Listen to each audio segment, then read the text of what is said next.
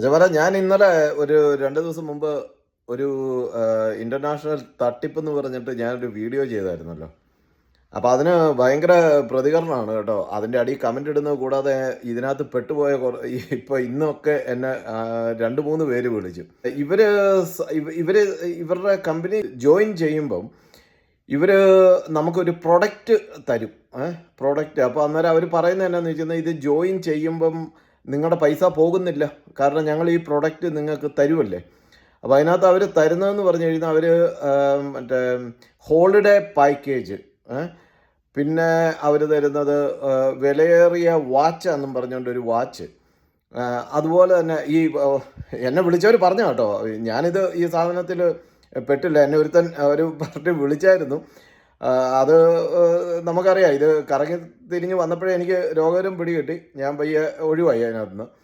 പക്ഷേ ഇതിനകത്തുനിന്ന് ഒഴിവാകാൻ പറ്റുമില്ലാത്ത രീതിയിൽ ഇവർ നമ്മളെ കൊടുക്കും. ഇവർ പല രീതിയിൽ ഇത്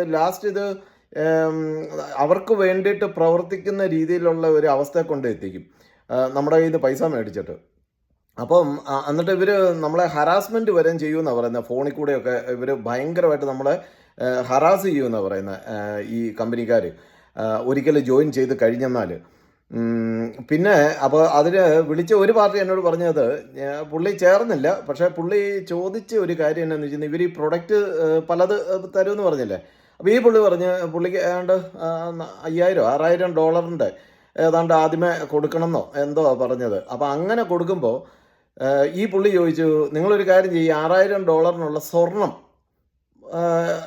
നിങ്ങൾ അങ്ങനെയാണെങ്കിൽ നമ്മൾ ജോയിൻ ചെയ്യാമെന്ന് പറഞ്ഞു.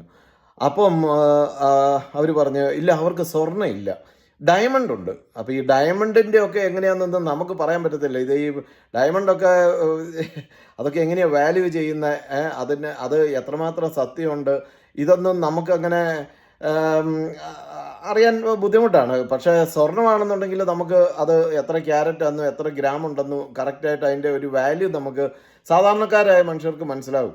അപ്പം അത് പറഞ്ഞു കഴിഞ്ഞപ്പോഴത്തേക്ക് അവർ പറഞ്ഞു, അല്ല, ആ പ്രൊഡക്റ്റ് ഞങ്ങൾക്കില്ല, അല്ലാതെയുള്ള പ്രൊഡക്റ്റുകളൊക്കെയാണെന്നൊക്കെ പറഞ്ഞ് അന്നേരം പുള്ളി ഒഴിവായെന്ന് പറഞ്ഞു. അപ്പോൾ ഇത് ഉടായിപ്പാന്നുള്ളത് അപ്പം തന്നെ പുള്ളിക്ക് മനസ്സിലായി, എനിക്ക് മനസ്സിലായി.